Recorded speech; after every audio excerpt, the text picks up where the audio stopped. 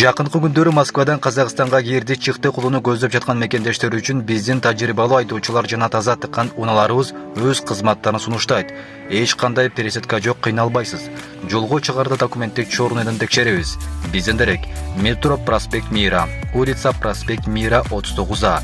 Биздин байланыш номерлер: +7926 630 7963, +7925 707 0993, +7968 575 6625. Күнү түнү чала бериңиздер. Рахман жана Шайлоо мырза жооп берет.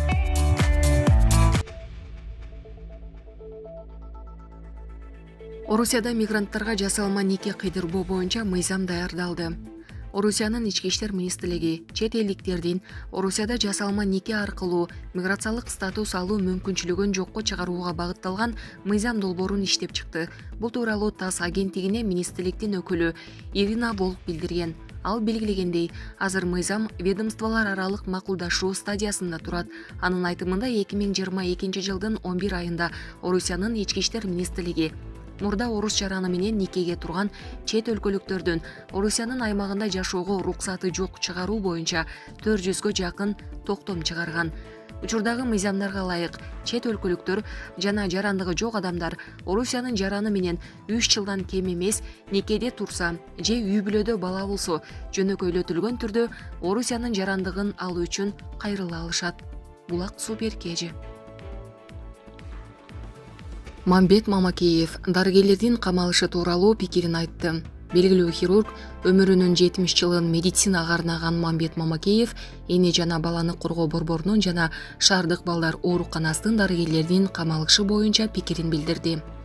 Анын пикиринде дарыгерлердин күнөөсүн далилдебей туруп камап коюу бул жалпы медицина тармагында эмгектенгендерди кемсинтүү болуп саналат.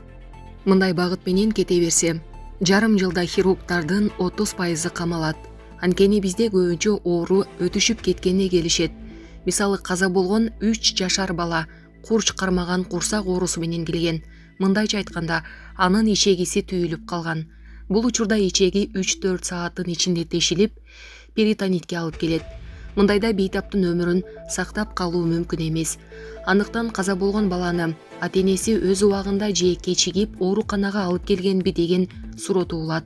Албетте дарыгерлерден да ката кетет. Бирок тиешелүү комиссия түзүп, бардык жагдайды иликтебей туруп, дарыгерлерди камап койгон туура эмес. Бул жалпы дарыгерлердин намысына шек келтирет, деди Мамакеев.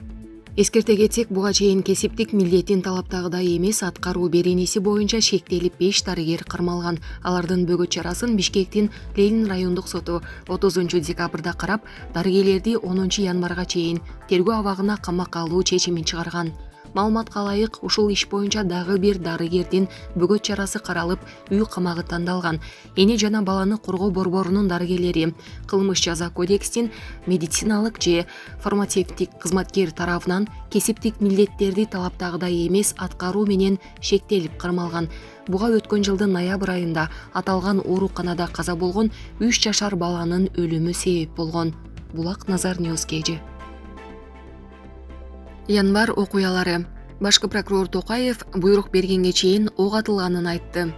Казакстандын башкы прокурору Берик Асылов туура 1 жыл мурда январь окуяларында күч органдары ок чыгарган жагдай тууралуу комментарий берди.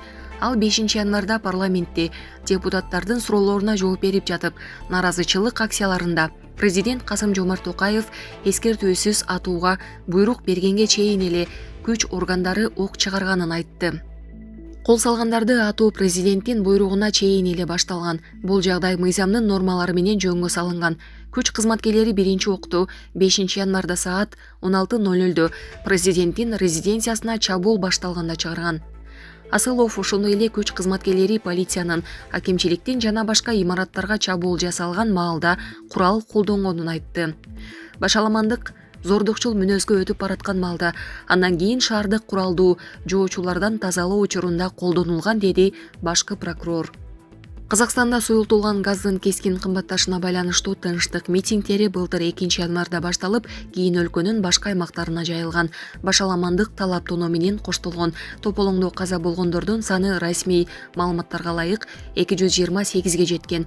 Январ окуяларына байланыштуу жалпы 10 миңдей адам кармалганы айтылган жана көпчүлүгү кийин бошотулган.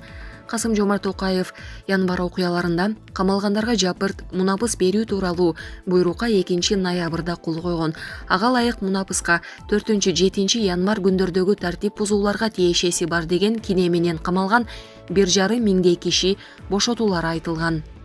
Мындан тышкары оор жана өзгөчө оор кылмыштар менен кесилгендердин жаза мөөнөттөрүнүн жарымы же 4/3 бөлүгү кыскартылганы маалым болгон. Террорчулук, экстремизм, коррупция, мамлекетке чыккынчылык, кыйноо жана жапырт башаламандык уюштуруу беренелери менен камалгандар мунапыска илинбейт. Прокуратура кийинчерээк мунапыс алгандардын айрымдары эркиндикке чыкканын билдирген. Жалпы канча киши мунапыска илингени так эмес. Булак Назар Ньюс KG.